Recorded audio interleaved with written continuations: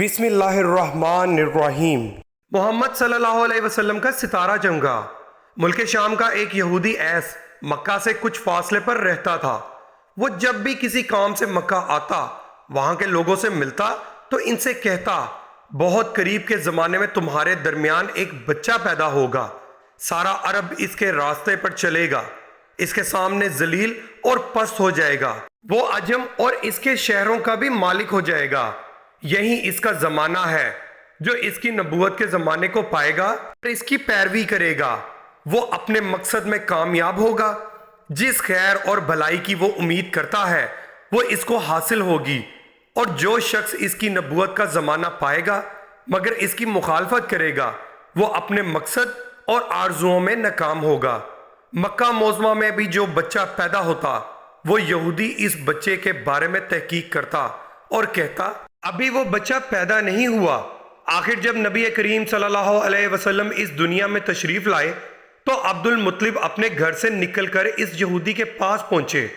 اس کی عبادت گاہ کے دروازے پر پہنچ کر انہوں نے آواز دی۔ ایس نے پوچھا، کون ہے؟ انہوں نے اپنا نام بتایا۔ پھر اس سے پوچھا، تم اس بچے کے بارے میں کیا کہتے ہو؟ اس نے انہیں دکھا، پھر بولا، ہاں تم ہی اس کے باپ ہو سکتے ہو۔ بے شک وہ بچہ پیدا ہو گیا ہے جس کے بارے میں نے تم لوگوں سے کہا کرتا تھا۔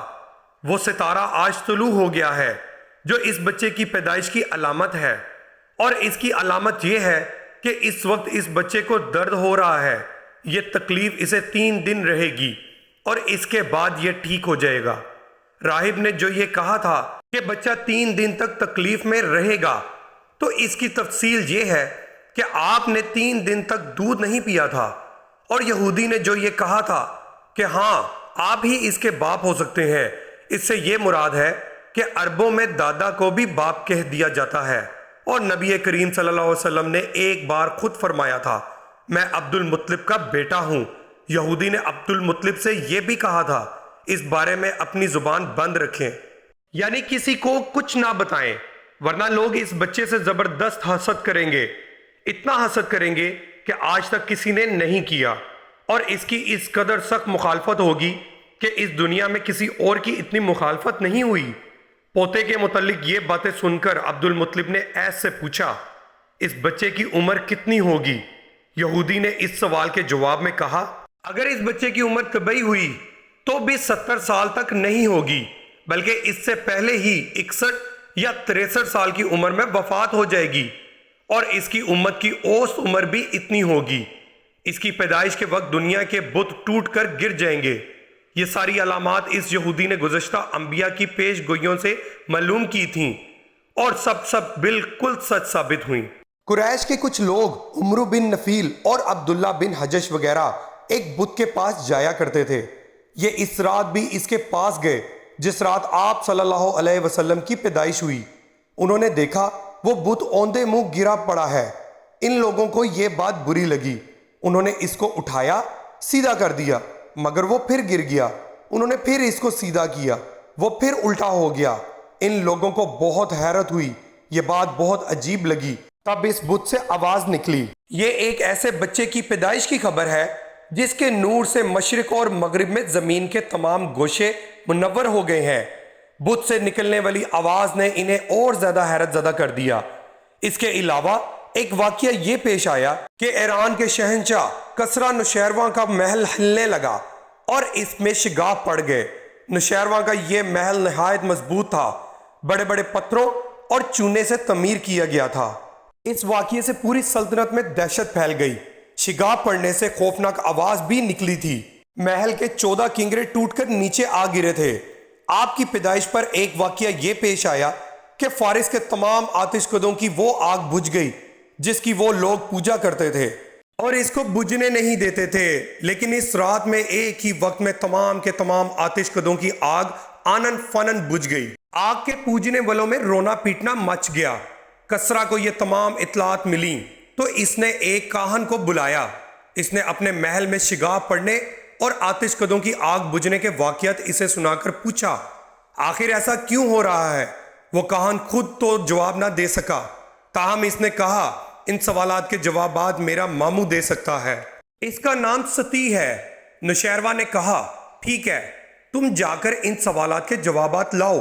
وہ گیا، ستی سے ملا، اسے یہ واقعات سنائے۔